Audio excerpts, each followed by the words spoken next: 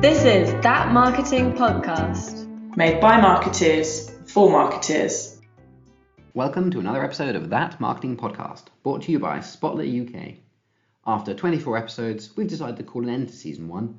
So this month's episode is a medley of all our favourite lessons from each episode, going all the way back to February 2020. This isn't the end of the road for That Marketing Podcast. Season 2 will be launching on January the 1st, 2022. We're going to be focusing on industries this time, and we've already got the CIM back to talk to us, along with Visit Yorkshire and Pink Spaghetti virtual assistants. We can't wait to share it with you. I want to start with CIM Vice Chair Lee Hopwood. She had some wise words about how all the topics we've talked about in the season fit together under the banner of marketing. I think the word strategy is often overused. It can, for me, account-based marketing, it's all about an approach. It's an operational approach rather than a strategy. A strategy is far more all-encompassing than that.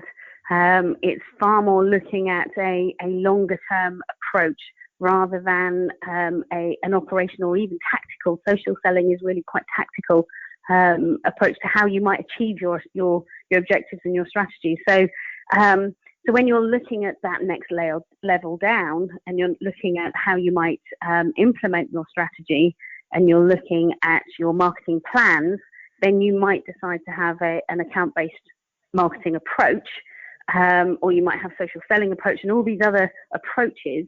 You might have an approach to content. Content strategies are, that phrase I think is used an awful lot, but it's not a strategy, it's an approach. Marketers generally spend more time complaining about their CRM than appreciating it, but as the keystone of your tech setup, it can deliver a lot of value. Here's John Cheney, CEO of Workbooks CRM. But here at Workbooks, we're strong advocates that marketing automation is a platform for not only driving new business, but also improving customer engagement. And we do that all the way across the user journey. So obviously, if you think about a new prospect, then marketing automation is in that instance driving new business creation into the business. But once they're on board, then we're using marketing automation all the way through the process. So for example, some of our clients are using the Spotlight platform to send out transaction emails. So thank you for your order. Your goods will be delivered in the next 30, 60, 90 days. Or it could be, we've now finished your implementation project. Would you be willing to provide a survey on how well we did? So that kind of customer engagement, I think, can only be achieved when your marketing platform is connected to CRM, because that's where your customer data is. Most of the content across the season of the podcast has been around driving the customer experience. But in that CDP episode, David Rabb was quick to point out that the right tech will also improve the internal experience of how marketing works. Well, the benefit from the customer perspective will be probably fairly subtle, okay? What you've done primarily is made your marketers more productive. So your marketers will be able to run more and more precisely targeted campaigns. So the customer, he might still get the same number of messages, but the messages will be a little better targeted. They'll be a little more accurate. They'll be a little more appropriate. Jeroen Kothout started SalesFlare based on the belief that technology built with the end in mind can solve a lot of the admin issues that plague organizations and their data. And he believes we're not far away from having everything in that one place. And then when you think about some other parts of the sales process that are not automatically mapped yet, like maybe live conversations come back soon, but that could be solved in a similar way, where you basically, instead of somebody listening in on the Zoom call, it's somebody listening in through the phone, and everything just starts mapping itself. In episode 1, way back in February 2020, we dived into the heady world of AI, dealing with the important question of how much data you need to get started. A lot of times you see these really large AI models being built off of thousands and millions of different examples, and countless hours and money are spent to develop these systems. But in reality, you can get away with much less. So typically, if you're doing something in the marketing world, some sort of lifetime value, email marketing, you can start in maybe the thousands of records in order to build some sort of model. When you're looking to buy data, it can be easy to forget about pockets of data that you already have. Here's Gemma Ammond, Head of Marketing at Freeman Clark. With purchase data, it is often more complicated than you think, and it does take a lot more time, you need to be really clear on what your objectives are and what you're trying to get out of that data. And so you also need to fully understand your own database. It's often the case that the way you have your data structured in your database is that you've got small pockets of different types of people in there, whether it's networks or partners that you work with that you might not necessarily market to, but they could potentially look like a perfect profile from a job title perspective. Or indeed you might have your suspects or prospects that your sales team are already talking to. So in order to limit the instance of duplicates, you need to make sure that all of those different pots of people are presented to your data house so that they can run a dedupe against them, so you're not then purchasing back the data that already exists. Legitimate interest has been called the saving grace of the GDPR package for marketers. However, it isn't a ticket to do whatever you like, as John Mitchison from the DMA explains. But if you want to use legitimate interest, you have to do this balancing test, whereby you have to consider the nature of the processing, the impact of the processing, and what safeguards you're putting in place. So one of the key things to do here, and one of the things that I've seen people fall down on a lot, is just think that the legitimate interest assessment and the balancing test is just a formality. But you do have to conduct this in a fair and unbiased way. Okay, I've seen too many people, just write whatever they need to write to make sure it sounds great, and that it'll all go through. But you do have to consider the impact, and when we talk about the impact, that can be a positive or a negative impact on the individual. You have to think about the safeguards which you put in place. So you have to think about data minimization, whether you might have any technical or organizational measures that might safeguard that data, whether your system has been built with privacy by design, whether there's any encryption in there. Obviously, you have to have an option for opt-out or objection to processing, all these kind of things. So yes, when you're considering that balancing test, it's all about being fair and unbiased. There's a lot of debate about how much B2B and B2C can learn from each other. One of the key differences between them is the length of the sales cycle. Or there's going to be a lot fewer steps in B2C sometimes, and that's because there's usually only one buyer involved in the decision process. B2C is also all done on the website, whereas in B2B, there might be some other extra piece. Someone might be hopping on a demo, doing a live demo, maybe participating in an onboarding call. That really just doesn't exist in B2C. You wouldn't get onboarded after you purchase a product online. All marketers love funnels, but Robert Norum argues that in order to do account-based marketing properly, we have to also think outside of them. I think if you're looking at one-to-one accounts, then really you're working sales and marketing working really closely together to identify not just the key drivers for the account, but actually the individuals you want to talk to. So on that basis, I think it kind of coexists with the funnel, and it's less about traditional MQLs or SQLs and driving people through that funnel. It's more about engagement with a particular account at a particular time. Susan Hallam taught us that while account-based anything is thrown around as a great buzzword, a lot of thought is needed to actually do the process right. But the most important thing would be is I do have to have a deep understanding of what the potential client wants. I have to have a deep understanding of what motivates them, and I have to have a deep understanding of what value I'm going to be adding to that relationship. Since it's our podcast, it would be remiss of us not to have a small product plug in here. But I'll let Emma Dolby explain why the Gator suite of tools is so powerful for her team at Direct Air and Pipework.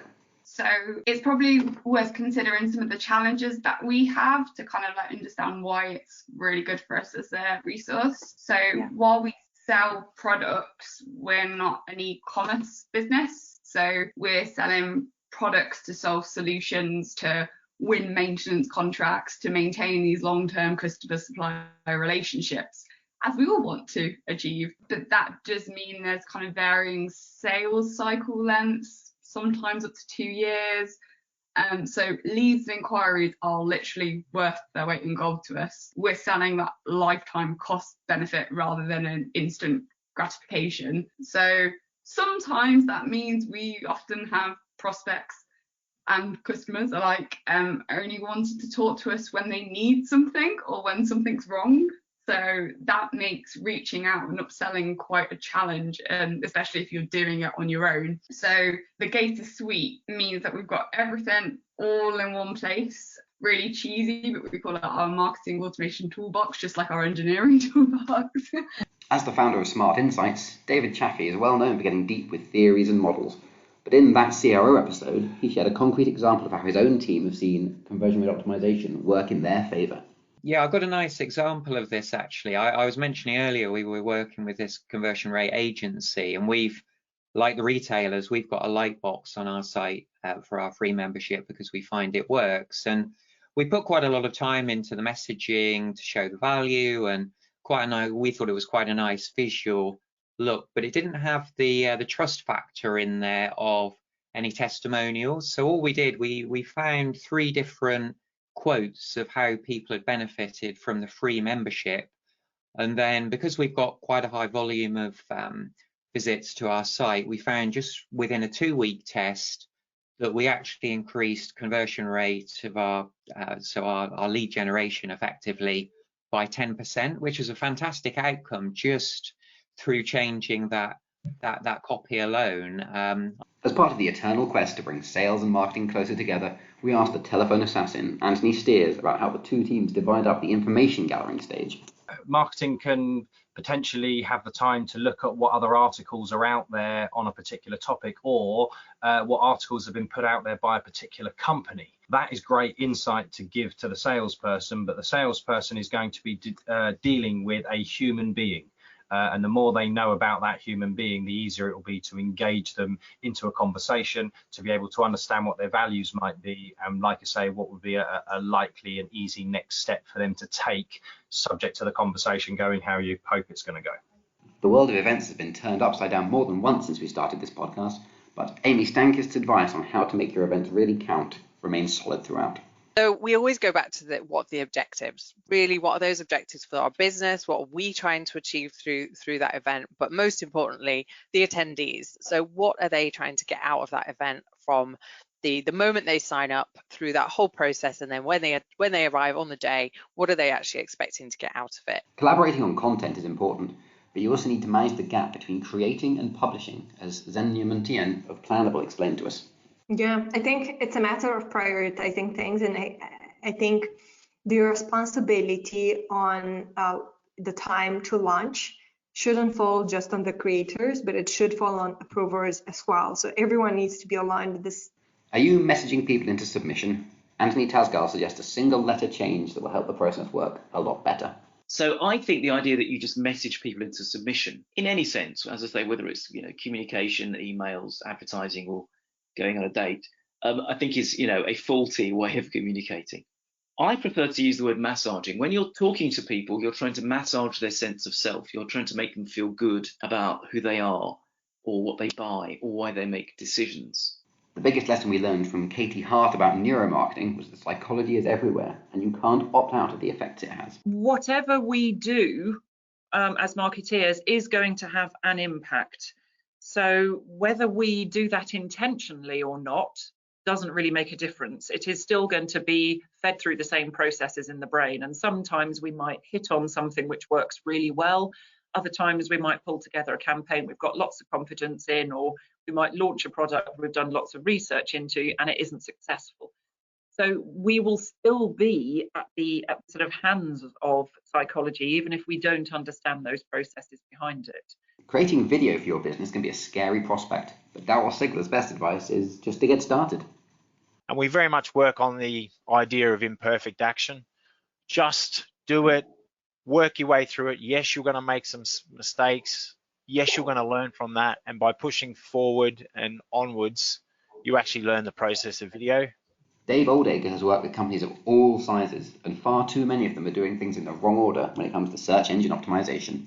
And it's very difficult to implement SEO after the fact. It's a bit like the old adage, trying to shut the stable door after the horse has bolted. If you don't get it right first time, what you tend to get is, potentially penalties and impacts on your appearance in search results, which can be harder to recover than it is to get them right in the first place. The reason that businesses often struggle to use humour effectively is they don't properly understand it. As Adam Hunt explained to us on the podcast, all jokes work on a very simple principle. A joke is just two things that shouldn't fit together, but you've made them fit together with a clever twist in the middle. You know, our brains kind of have a little gap to jump, but it's enough of a gap that it's funny when we sort of piece the riddle together. That sparks a little bit of joy. If you look at any joke that made you laugh, all it really is, whatever the joke, is two things that shouldn't fit together, but you've made them fit together with a little twist. And when you understand that, you can start to go, all right, you know, what are the things that my audience wants to hear? What can I say to them that they will agree with? You aren't being selfless when you ask for user-generated content, so you shouldn't be expecting your customers to be selfless when they're offering it to you and creating it. As a marketer, what you need to do is you need to tap into that ego. You need to not just, hey, put up a picture on Instagram. You have to give people that reason that taps into their ego. So-called vanity metrics aren't confined to social media, but it's certainly where they're most prevalent. Jennifer Gutman from Octopus believes they do have value if you look at them in the right way. Yes, social media is certainly filled with, if you will, and I'm doing air quotes, vanity metrics. And I would like to say that while we often joke as B2B marketers that they're fluff metrics or feel-good metrics, I do think it is important to make sure that we recognize that they do hold some value, and I'll separate, you know, what B2B marketers should be looking at versus these metrics. But I actually like to call vanity metrics insightful metrics, if you will, or insightful KPIs, because it does give us some glimpse into the direction we need to go into understanding our audience and what type of content encourages more brand interaction. As Communicator evolved into Spotler, we learned by doing. The biggest takeaway for our team is that rebranding is a journey, and it doesn't end on the day that the new brand launches. Here's Stephanie Scheller of Grow Disrupt. You can do is keep track of everywhere where the old brand is referenced, and in another year or 2 years, you know, you remove it. Like, we left the Scheller Enterprises site up. We rebranded to Grow Disrupt. We left the new site up for a couple of months. And then we started we put a note on there that said that, you know, we've been rebranded, go here. And then after 6 months, we started forwarding. We took the site down and we forwarded everything. We set up forwarding links, right? And we forwarded everything to the corresponding Grow Disrupt. And you know, we, for about another 6 months, we referenced this, you know, Scheller Enterprises rebrand, but then we took it all off and we just, you know, we're just Grow Disrupt now. But it was a process. It wasn't like, you know, there's no flipping a switch, I think. I'll leave it to Parry Malmer-Frazee to close with a final thought on losing sight of what matters, regardless of what marketing tactic you're using. There's an intellectual curiosity about why something is happening, but people actually scrutinize data a lot more than they scrutinize humans. Like humans on a daily basis make bizarre choices. Just think about your daily life. I mean, probably, you know, if you think about some of the choices you made in the last week, none of them, or like a bunch of them, won't be rational. They won't make sense, but they're the choices you made, so you can rationalize them retrospectively. When you do stuff on a purely data-based standpoint, one of the challenges, right, is that you then try to like rationalize it with numbers and try to find reasons why something happened. And you're absolutely right. You do like lose sight of, but it works.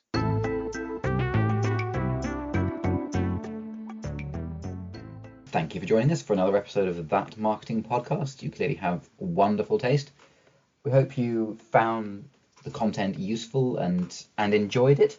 We'd love you to subscribe wherever it is you're listening to us. Maybe leave us a review. If you can think of a topic that you'd like us to cover, or even if you fancy coming on the podcast and sharing your own experience on a particular topic, you can reach us at marketingteam@spotler.co.uk. Thanks once again, and happy marketing.